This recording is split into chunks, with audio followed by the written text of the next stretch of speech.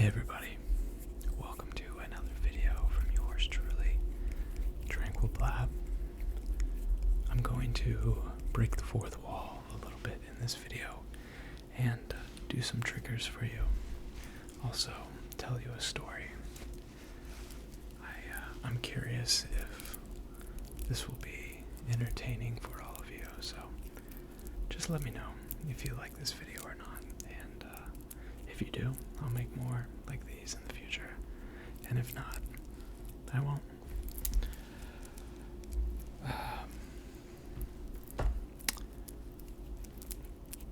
When I was 16, 17 years old, my best friend at the time, his family had a lake house on a peninsula in Canada, in Ontario. We stayed at a location called Lake of the Woods. Lots of fishing, lots of water, lots of trees. It's great. And so we drive up there from the state I live in. It was a decent car ride. And when we get there, it's just the three of us. And if you've ever been to like certain remote areas of Canada, there's not a lot of people around. There's some neighbors, but not a ton of people.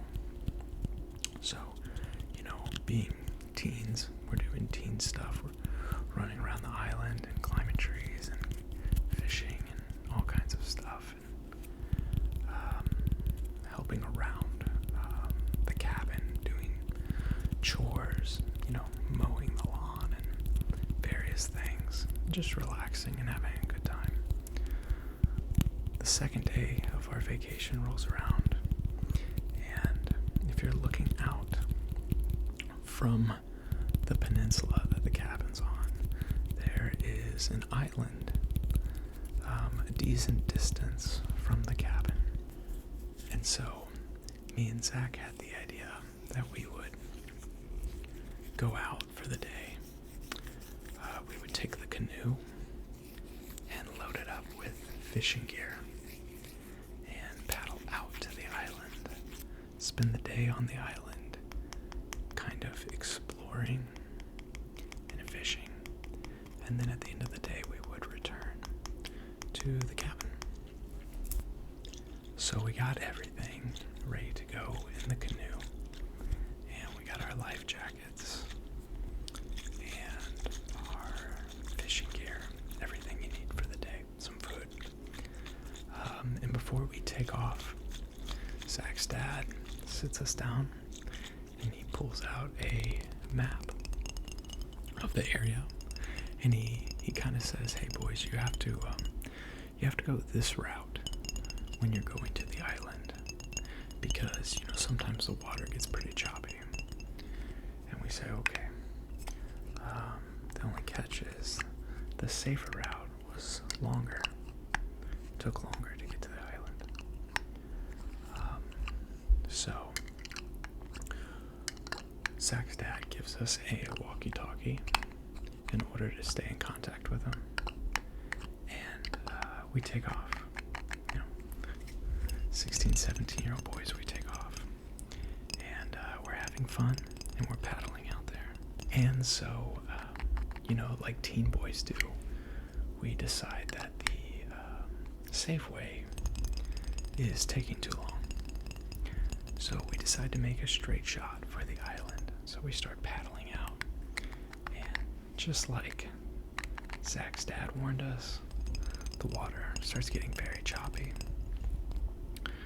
and some of the wakes get so choppy that they start breaking. And you can see where this is going. Eventually, we flip the canoe. The canoe sinks. The walkie-talkie sinks. Our fishing gear sinks. We were not wearing our life jackets. And we both have shoes, blue jeans, and hoodies on. This was summertime in Canada, so it wasn't freezing, but it wasn't warm. I would say the water was probably 60 or 70 degrees. So we break the surface. After we flip the canoe, we have a moment of panic. And then we realize we have to swim to the island. Now, it would be cool if I told you that we just swam the whole way there, but we got very, very lucky. Obviously, the life jackets, went to the surface. So we grabbed those and put those on. That helped quite a bit. So once we had our life jackets on, we kind of were in shock, and we realized we had to swim to the island. We were closer to the island than we were the cabin. So we swam to the island, and once we got on the island, my friend Zach, he cut his hand on a rock on the coast of the island, so he's bleeding. Also, we're freezing. Having very limited survival experience, I explained to him that we have to get our wet clothes off. We don't strip down all the way, but we get like the hoodie and the jeans off and the shoes off and everything, trying to warm up. We're shivering, very cold. And there's no one around. So we start to devise a plan in order to try to save our asses. One of the oars we had in the canoe washed up after about 30 minutes or something like that, and the oar was neon green, thankfully. So me and Zach took shifts waving the oar in the direction of the cabin, hoping that Zach's dad would notice something's wrong and come help us. And we did this for a while. We did this for, I don't even know how long it was. It was hours.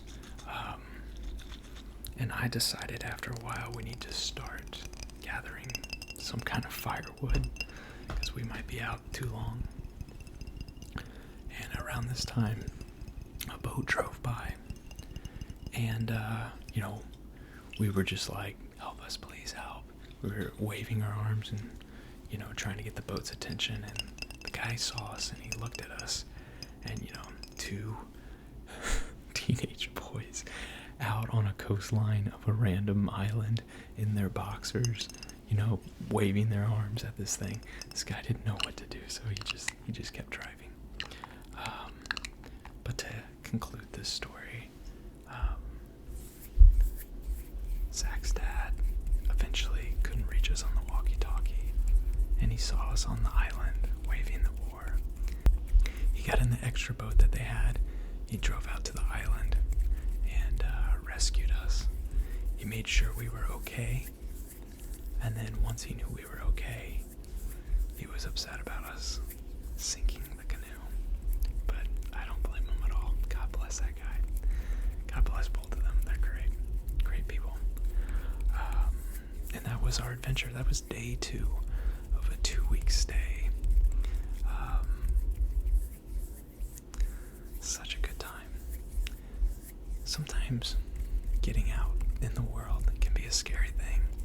And sometimes shocking and scary things happen.